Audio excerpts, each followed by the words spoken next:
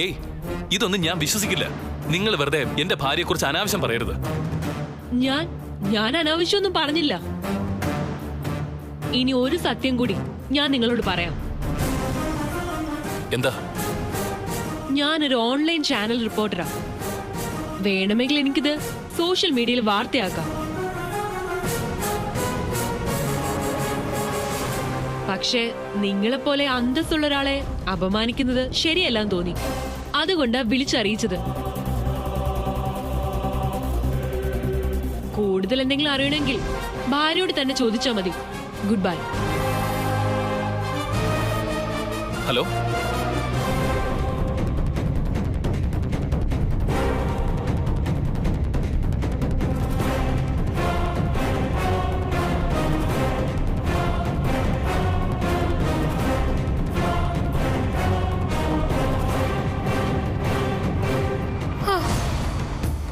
സമാധാനായി. ഞാൻ പേടിച്ച് നിന്നത്. എങ്ങനെയുണ്ടായിരുന്നു എന്റെ പെർഫോമൻസ്? നല്ല ഉഗ്രം പെർഫോമൻസ് ആയിരുന്നു. ഇനി കുട്ടിയാന ഒന്ന് എഴുന്നള്ളിയ മാത്രം മതി. അവളുടെ കാര്യം സ്വാഹ.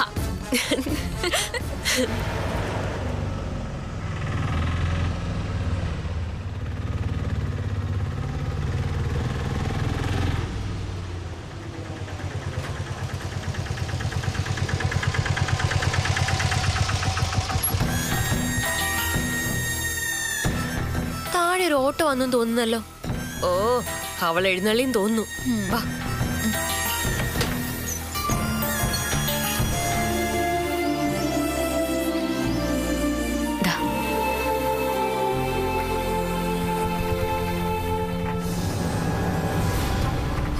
ദൈവമേ, ഇതങ്ങ് പൊലിപ്പിച്ചേക്കണേ. വാ വാ വാ.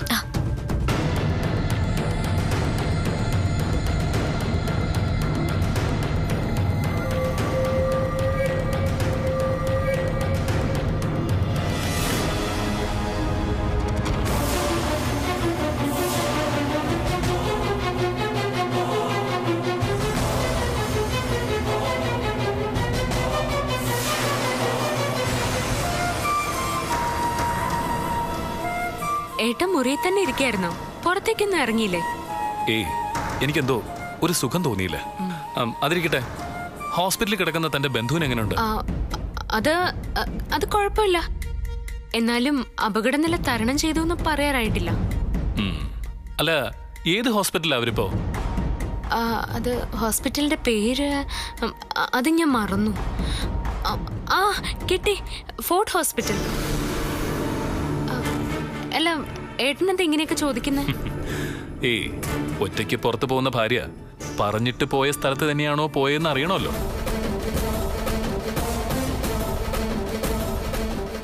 പേടിക്കണ്ട, അല്പം മുമ്പ് ഒരു സ്ത്രീ എന്നെ ഫോണിൽ വിളിച്ചു. എന്നിട്ട് താൻ ഹോസ്പിറ്റലിൽ പോയതല്ലെന്നും മറ്റൊരിടത്ത് കാവ്യവസ്ത്രം ധരിച്ച ഒരാളോട് സംസാരിച്ചുകൊണ്ട് നിൽക്കുന്നത് കണ്ടെന്നുമാണ് അവരെന്നെ വിളിച്ചറിയിച്ചത്. എന്താടോ, അവരെന്നോട് പറഞ്ഞതിൽ എന്തെങ്കിലും സത്യമുണ്ടോ? അതെ ഏട്ടാ, അവര് പറഞ്ഞതില് കുറച്ച് സത്യമുണ്ട്.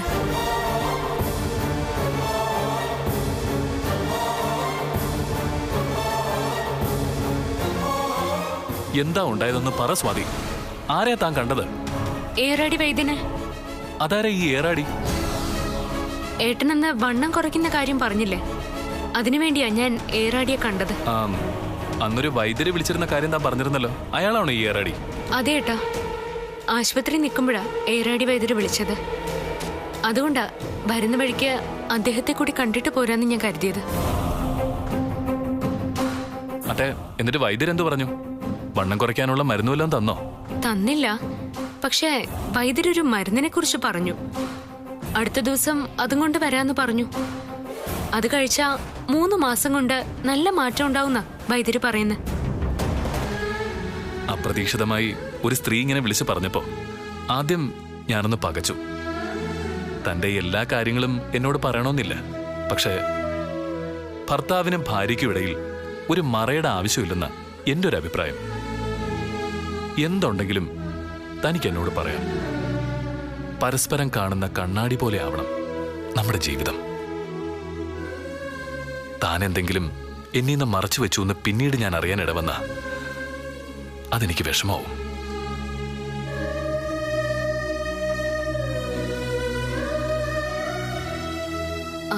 അതെ, വല്ലാത്ത തലവേദന.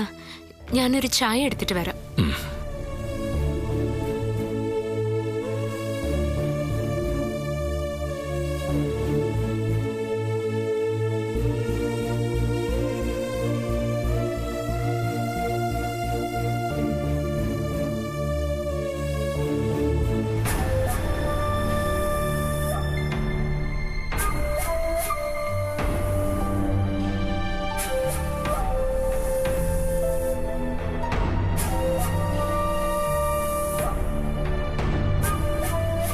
മോളെ, അച്ഛനൊരു കാര്യം പറയാനുണ്ട്. എന്താച്ചാ?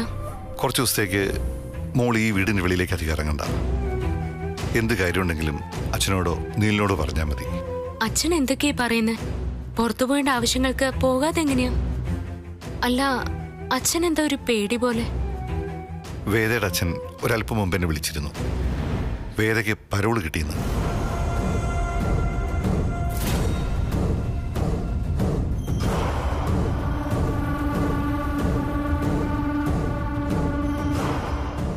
ജയിലിൽ നിന്ന് വീട്ടിലേക്ക് വരുമ്പോഴാ എന്നെ വിളിച്ചത്. അതിലൊരു ഭീഷണിയുണ്ട് മോളെ.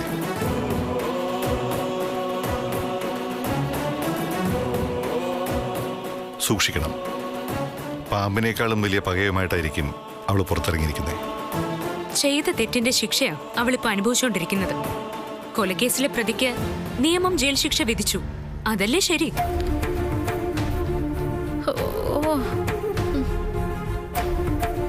ഈ വീടിന്റെ വെളിച്ചമായിരുന്നു നമുക്ക് നഷ്ടപ്പെട്ടത്.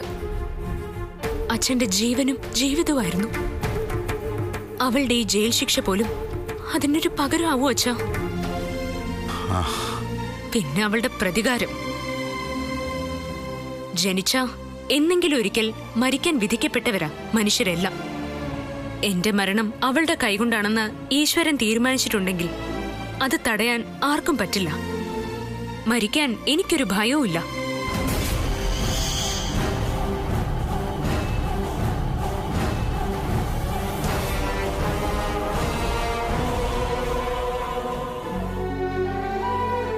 മോളെ, മാലതിയുടെ മരണത്തോടെ തകർന്ന ഈ വീടിന്റെ കരുത്തും ഐശ്വര്യമൊക്കെ ഇപ്പൊ നീയാ. നിനക്കെന്തെങ്കിലും സംഭവിച്ചാ അതുകൂടെ താങ്ങാനുള്ള കരുത്ത് ഈ വീട്ടിൽ ആർക്കുമില്ല. അച്ഛൻ പേടിക്കണ്ട. വേദയുടെ ഭീഷണി തൽക്കാലം കുറച്ചു ദിവസത്തേക്കല്ലേ ഉള്ളൂ. ഏറിപ്പോയാൽ 6-7 ദിവസം. പരോളിലിറങ്ങുന്ന പ്രതികളെ നിരീക്ഷിക്കാൻ പോലീസിന്റെ പ്രത്യേക സംവിധാനം ഉണ്ടെന്ന് കേട്ടിട്ടുണ്ട്. പിന്നെ എല്ലാ ദിവസവും സ്റ്റേഷനിൽ ചെന്ന് ഒപ്പിടുകയും വേണം. അതിനിടയിൽ അവൾ എന്ത് ചെയ്യാനാ? പിന്നെ അച്ഛന്റെ പേടി, അത് ഞാൻ സൂക്ഷിച്ചോളാം. എന്താ പോരെ? അത് മതി.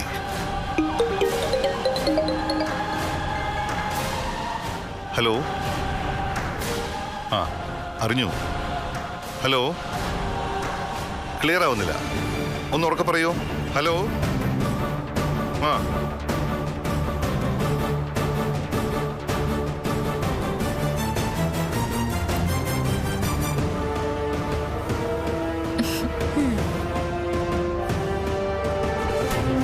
വല്ലിച്ചും പറഞ്ഞതൊക്കെ ഞങ്ങൾ കേട്ടു. അപ്പൊ കുറച്ചു ദിവസത്തേക്ക് ഇനി വീടിന് പുറത്തിറങ്ങാൻ പറ്റില്ല അല്ലേ? പാവം, പേടിച്ച് വീടിനകത്ത് ഒളിച്ചിരിക്കണം. കഷ്ടം തന്നെ നിന്റെ ഒരു കാര്യം. അങ്ങനൊന്നും പറയല്ലേ ഗൗരിയേച്ചി. അത്യാവശ്യം 5-6 പേരെയൊക്കെ ഒറ്റയ്ക്ക് അടിച്ചു വീഴ്ത്താൻ സ്വാതി എടുത്തേക്ക് പറ്റും. പിന്നെന്തിനാ പേടിക്കുന്നത്? മാത്രല്ല, ഈ വീടിനകത്തുനിന്ന് സ്വാതി എടുത്തി പുറത്തിറങ്ങിയെങ്കിലല്ലേ വേദക്ക് എന്തെങ്കിലും ചെയ്യാൻ പറ്റും. വേദ പരോളിൽ വന്ന് തിരിച്ച് ജയിലിലേക്ക് പോകുന്നത് വരെ പുറത്തിറങ്ങാതെ ഇവിടെ ഇങ്ങനെ അടച്ചുപൂട്ടിയിരുന്നാ പോരെ? മതിയടി പരിഹസിച്ചത്. മരിക്കാൻ പേടിയുള്ളവരാ ഒളിച്ചിരിക്കുന്നത്. അവള് വരട്ടെ. അവളെ എങ്ങനെ ഡീൽ ചെയ്യണോന്ന് ഈ സ്വാതിക്കറിയാം. എന്റെ പരാജയം കാണാനാ നീയൊക്കെ ഇങ്ങനെ വാലും പൊക്കി എന്റെ പിന്നാലെ നടക്കുന്നതെന്ന് എനിക്കറിയാം. പക്ഷേ അത് മലർപ്പൊടിക്കാരന്റെ സ്വപ്നം പോലെയാ. നടക്കില്ല. നടക്കോ ഇല്ലെന്നൊക്കെ നമുക്ക് കണ്ടറിയാം. നിനക്ക് ഞാനൊരു കഥ പറഞ്ഞുതരാം. സർപ്പശാപം ഭയന്ന് കടലിനടിയിൽ കൊട്ടാരം ഉണ്ടാക്കി ഒളിച്ചിരുന്ന ഒരു രാജാവ് ഉണ്ടായിരുന്നു. രാജാവ് കരുതിയത് കടലിനടിയിലെ കൊട്ടാരത്തില് താൻ സുരക്ഷിതനായിരിക്കുന്ന. പക്ഷേ സമയായപ്പോ സർപ്പം പുഴുവിന്റെ രൂപത്തില് രാജാവിന്റെ മുൻപിൽ വന്ന് രാജാവിനെ കടിച്ചു കൊന്നു. അതുപോലെ ആ വേദ, അവൾ ഏത് രൂപത്തിലും വരും നിന്നെ തീർക്കാൻ. അവളെ കുറിച്ച് ഇത്രയ്ക്ക് വർണ്ണിക്കാൻ അവൾ ആരാ നിന്റെ? നിനക്കെന്താ അവളുമായിട്ട് ഇത്രയ്ക്ക് ബന്ധം? അവളെ കുറിച്ച് പറയാൻ നിനക്ക് 100 നാവാണല്ലോ. അവള് കൊന്നതേ നിന്റെ വല്യമ്മയാ, അത് നീ മറക്കണ്ട. അതോ ആ ഗൂഢാലോചനയിൽ നിനക്കും എന്തെങ്കിലും പങ്കുണ്ടോ? ദേ, നീ ഇവിടുത്തെ അനാവശ്യം പറയല്ലേ. പിന്നെ എന്തിനാടി നീ അവൾക്ക് വേണ്ടി എന്നോട് യുദ്ധത്തിന് വരുന്നത്? നിന്റെ പെരുമാറ്റം, സംസാരം, എന്റെ പിന്നാലെ മണം പിടിച്ചുള്ള ഈ നടപ്പ് എല്ലാം സംശയിക്കത്തക്കതാ. സ്വാതിയടുത്ത് എന്താ ഇനി മറ്റുള്ളവരെയും കൂടി ജയിലിനകത്താക്കാനാണോ നോക്കുന്നത്? അങ്ങനെ മറ്റുള്ളവരെ എല്ലാം ജയിലിനകത്താക്കാൻ എനിക്ക് ആഗ്രഹമില്ല. പക്ഷേ ഈ വീട്ടിൽ നിന്ന് ആരെങ്കിലും അമ്മയെ ഇല്ലാതാക്കാൻ വേദയ്ക്ക് കൂട്ടുനിന്നിട്ടുണ്ടെങ്കിൽ അവരെ ഞാൻ ജയിലിനകത്താക്കും. അവരേത് കടലിനടിയില് കൊട്ടാരം ഉണ്ടാക്കി ഒളിച്ചിരുന്നാലും. മനസ്സിലായോ? നീ ഇപ്പൊ വാളെടുത്തത് എന്റെ നേരാണെന്ന് എനിക്കറിയാം. വല്യമ്മയുടെ മരണത്തിൽ എന്നെ കൂടെ കൊടുക്കാന്നുള്ള നിന്റെ മോഹം വെറുതെയാ. എനിക്കങ്ങനെ ഒരു മോഹമില്ല. പക്ഷേ തെറ്റ് വല്ലതും ചെയ്തിട്ടുണ്ടെങ്കിൽ അതെനിക്ക് ബോധ്യപ്പെട്ടാൽ പിന്നെ നീ ഭയക്കണം. വേദ കിടക്കുന്ന അതേ ജയിലിൽ ഇനിയും ഒരുപാട് മുറികൾ ബാക്കിയുണ്ട്. അതുകൊണ്ട് എന്റെ നേരെ യുദ്ധത്തിന് വരുമ്പോ സൂക്ഷിച്ചേ വരാവൂ. ഇല്ലെങ്കിൽ ജന്മം പാഴായി പോവും. വണ്ടി വിട്ടോ. പോടി.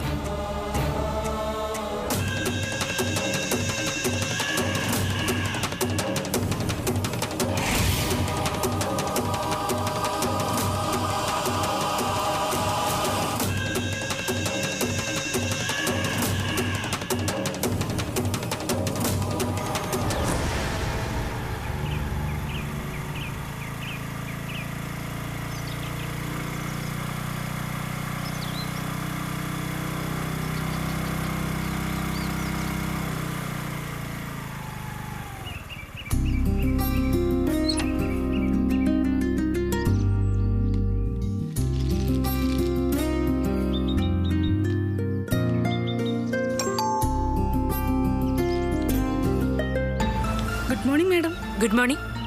ആരാ? മനസ്സിലായില്ല. ഞാൻ ആരോൺ ഫ്ലവേഴ്സ്. സ്വാതി മാഡം? അതെ, അത് ഞാനാണ്. ഇത് മാഡത്തിനുള്ളതാ, പ്ലീസ്. Thank you madam. ശരി.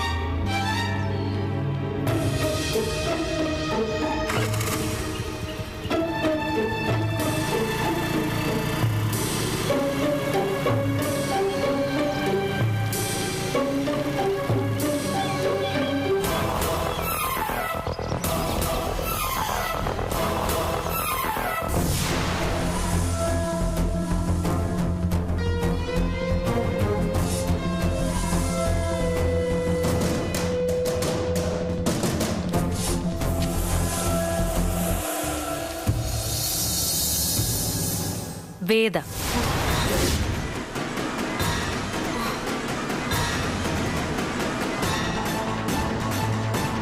വേദ.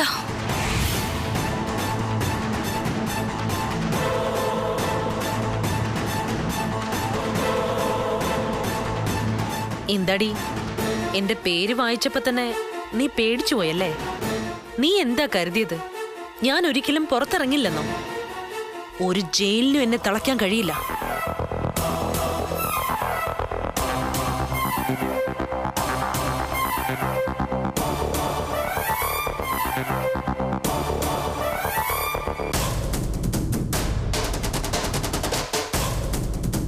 എനിക്ക് പരോൾ കിട്ടി 7 ദിവസത്തേക്ക്.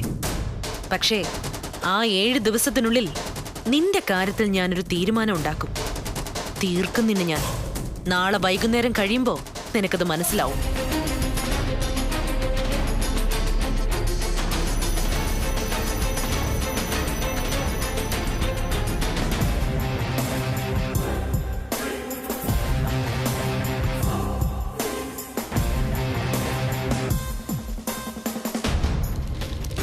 ആഹാ, കൊള്ളാലിത്.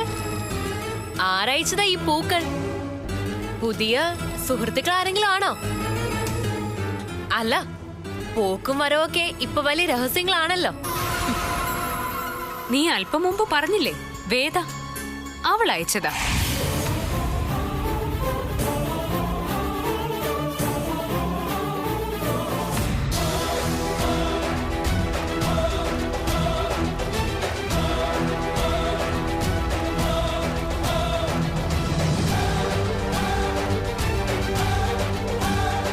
എന്താ പേടിച്ചോ? എനിക്ക് പക്ഷെ പേടിയൊന്നുമില്ല. എന്താ മോളെ? ദാ, എന്താ അത്? എവിടുന്ന ഈ പൂക്കള്? പരോളിലിറങ്ങിയ വേദ എനിക്ക് കൊടുത്തയച്ചതാ. ദാ, കൂടെ ഈ കത്തും ഉണ്ട്. കത്തോ?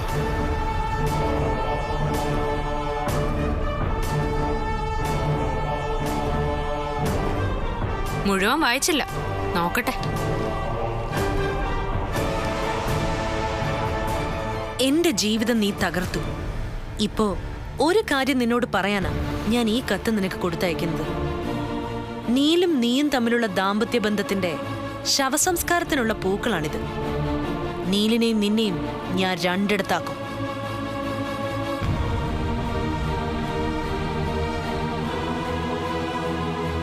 നീൽ നിന്നെ വെറുക്കും, ഉപേക്ഷിക്കും. ആ വീട്ടിൽ നിന്ന് കരഞ്ഞുകൊണ്ട് നീ ഇറങ്ങിപ്പോകുന്ന ദിവസം ഞാൻ നിന്നെ കാണാൻ വരും.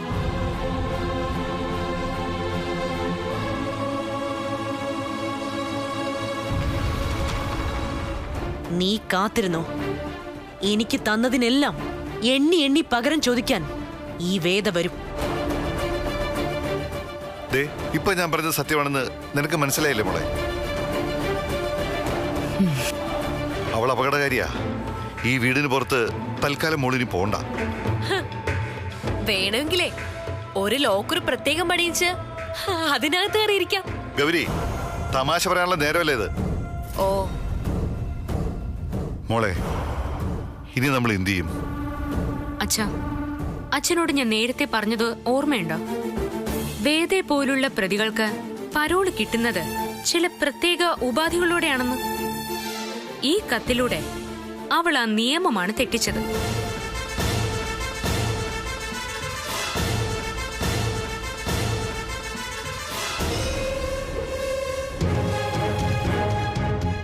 അവള് നാളെ വൈകിട്ട് വരെ എനിക്ക് സമയം തന്നു.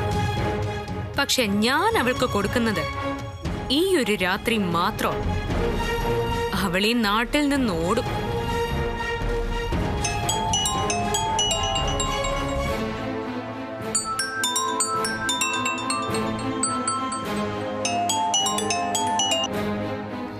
ഹലോ, ആരാ? ഞാൻ കൊടുത്തയച്ച സമ്മാനം നിനക്ക് കിട്ടിയില്ലേടി?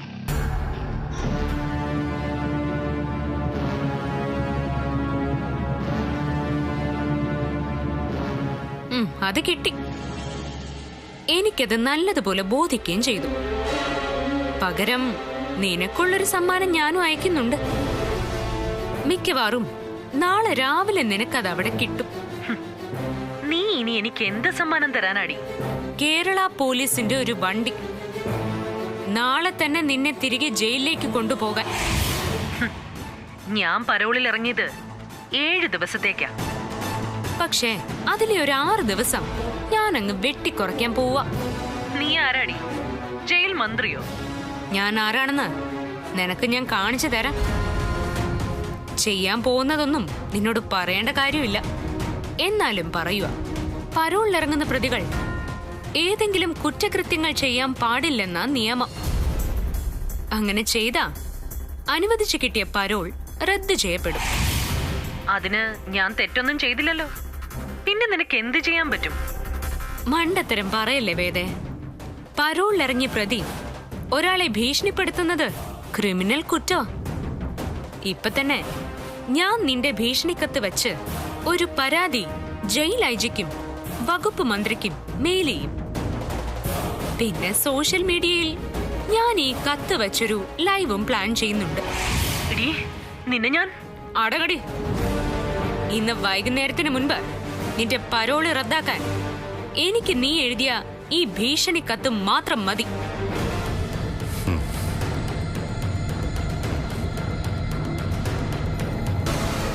നിന്റെ കുഴി നീ തന്നെ കുഴിച്ചു. പറ്റുമെങ്കിൽ ഇന്ന് നീ എന്നെ കൊല്ലണം. അതിന് ധൈര്യം ഉണ്ടെങ്കിൽ നീ വാ. അപ്പൊ ശരി, ഗുഡ് ബൈ.